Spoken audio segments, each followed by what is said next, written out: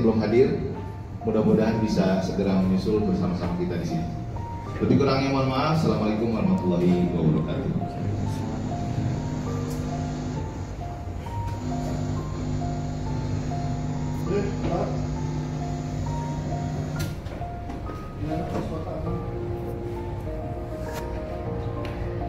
Nanti makannya diambil di kelas mana nih? Ya.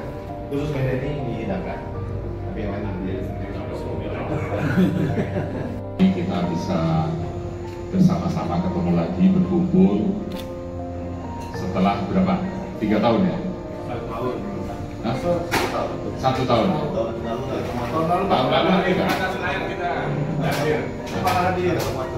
Tahun lalu nggak ketemu ya? Oh iya. Nah, bahwa kebersamaan kita ternyata sudah 8 tahun, kata Frans. Dan mudah-mudahan kebersamaan ini akan terus bersamaan dengan saya juga dicalonkan lagi di dapil yang sama, Jawa Tengah 5. Mohon doanya mudah-mudahan terpilih kembali. Amin. Melanjutkan kebersamaan kita tahun-tahun yang lalu. Sore ini kita akan berbuka puasa bersama dengan harapan tentunya ibadah kita diterima Allah SWT, beri kekuatan untuk sampai akhir bulan Ramadan dan terus lebaran dan ketemu Ramadan tahun yang akan datang, ketemu lebaran lagi. Teman-teman semuanya, tanya Pak Haris sendiri, nah baru boleh. Kamu tulisnya nanti saya. Jadi standing position perlu penting. Tapi sekali lagi saya mohon maaf kalau kemudian di WA saya paling males jawab, suruh tulis. Anda sudah tanya ke saya, masih menyusahkan saya. Tapi kalau telepon saya pasti oke. Jadi anytime saya selalu melayani telepon teman-teman. Kalau suruh jawab diketik, ditulis itu paling ini gini. Saya gede, jadi kadang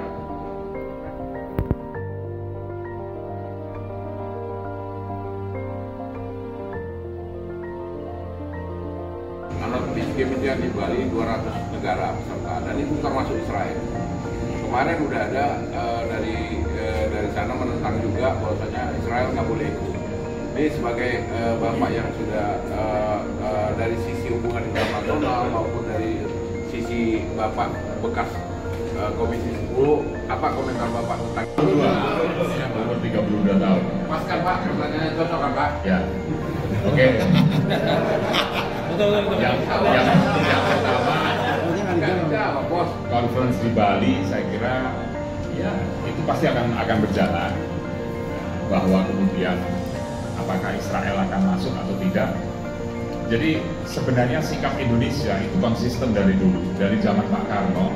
Ya, itu kan Asia Afrika kan nggak boleh datang. Terus sikap Pak Jokowi juga sangat jelas sekali melalui Menteri Luar Negeri. Dia selalu di kancah internasional juga selalu menyerukan, di PBB demikian juga, bahwa mestinya sudah tidak boleh ada lagi penjajahan atas suatu negara sebagaimana yang dilakukan oleh terhadap Palestina. Saya kira itu jelas sekali. Kalau kemudian masalah FIFA, saya kira itu nanti saya tidak bisa komentar karena saya tidak terlalu tahu bagaimana aturan FIFA. Namun yang pasti kemarin Piala Dunia di Qatar, Rusia tidak boleh main. Itu sudah jelas sekali. Karena alasannya karena menginvasi Ukraine. Nah, ini mestinya Israel yang sudah sejak tahun 40 berapa itu, tahun 40 berapa saya lupa, 48, mulai tahun 48 dia menginvasi Palestina. Lebih lama lagi itu kan mestinya kan harus diperlakukan yang sama. Nah, berarti ada standar ganda di FIFA. Saya tidak dalam kapasitas bagaimana ya, silakan dinilai sendiri masing-masing apakah FIFA dalam hal ini membuat standar ganda atau tidak. Faktanya Rusia nggak boleh ikut Piala Dunia juga Qatar, Nah sementara yang ini diperbolehkan. Ya. Jadi kalau penolakan Indonesia dalam hal ini PKS juga melakukan penolakan, saya kira konsisten dengan apa yang dilakukan oleh Pak Soekarno, Presiden pertama kita, dan karena kita memang menginginkan perdamaian dunia dan tidak ada lagi penjajahan di atas dunia sesuai dengan amanat pembukaan Undang-Undang Dasar 1945. Gitu. Ada lagi? Kalau kita butuh, kemudian sementara sesungguhnya kita butuh mereka, kita butuh pertemanan yang lebih banyak, tapi tentunya bersuara lebih lantang lagi. Ya, saya pernah beberapa kali uji di gedung PBB dan sikap Indonesia itu sangat tegas sekali. Saya mendengarkan Pak JK pidato waktu itu, kemudian Bu Menlu ketika pidato juga jelas sekali pembelaan terhadap Palestina.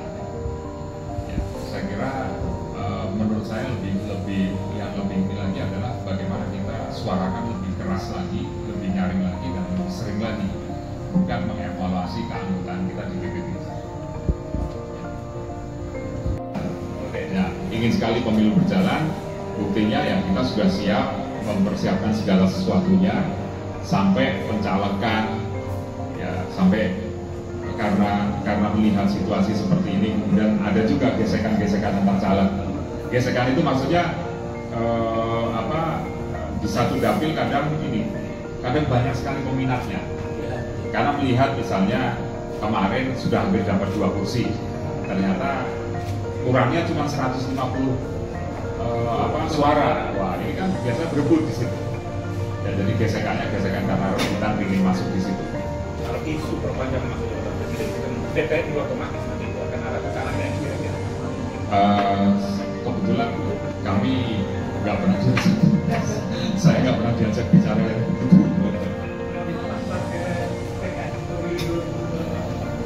Targetnya adalah harus ada peningkatan dari kemarin. Tahun ini 50, besok harus meningkat itu aja.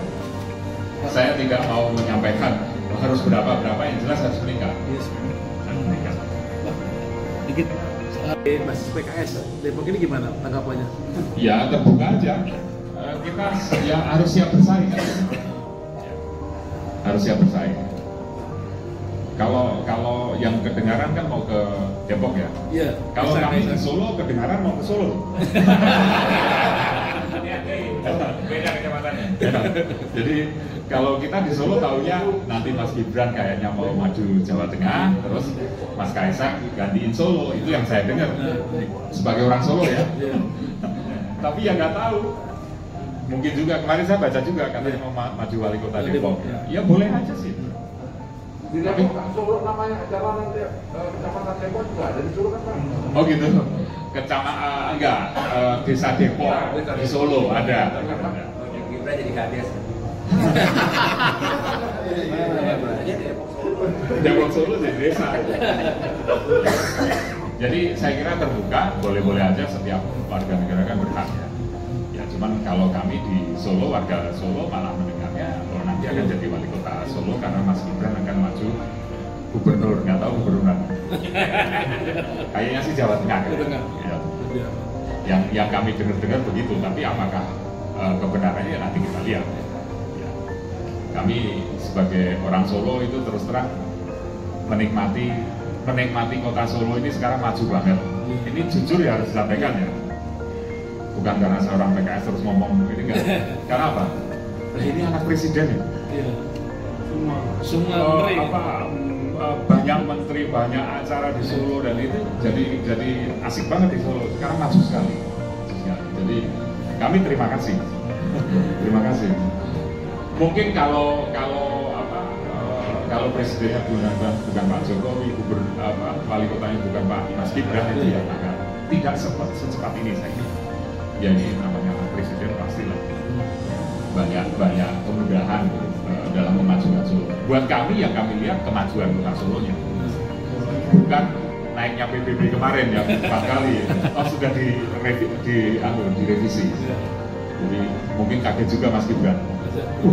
PBB-nya naik 4 kali, rakyat jerit semua ya, akhirnya direvisi kembali semula. ya bagus itu direvisi. Gitu. Jadi kalau buat kami baik-baik saja, dengan Mas Gibran kita baik-baik saja, dan rata-rata orang Solo terima kasih karena kemajuannya ini, terasa sekali lah, terasa sekali. Lihat tuh ada ini banyak hotel berbintang lagi bangun di Solo, dan hunian hotel penuh terus. Jadi teman-teman PHRI ya, PHRI itu happy di Solo. Oke, ada yang lain? Berkompetisi kan? Kita berkompetisi secara sehat kan, selama memang sesuai dengan aturannya, yaitu minimal 20%. Itu 20% kan berhak maju. Ya sudah, jalan aja. Bakal jadi ini nggak tantangan negara mereka di koalisi KPP bisa terjadi koalisi besar? Ya pastilah, pasti kita kalau itu terjadi pasti akan menjadi tantangan yang serius. Oleh karenanya ya tentunya KPP harus lebih serius lagi dalam mempersiapkan pemenangannya. Kebetulan saya tidak masuk tim kecil, jadi saya ngerti. Nggak masuk.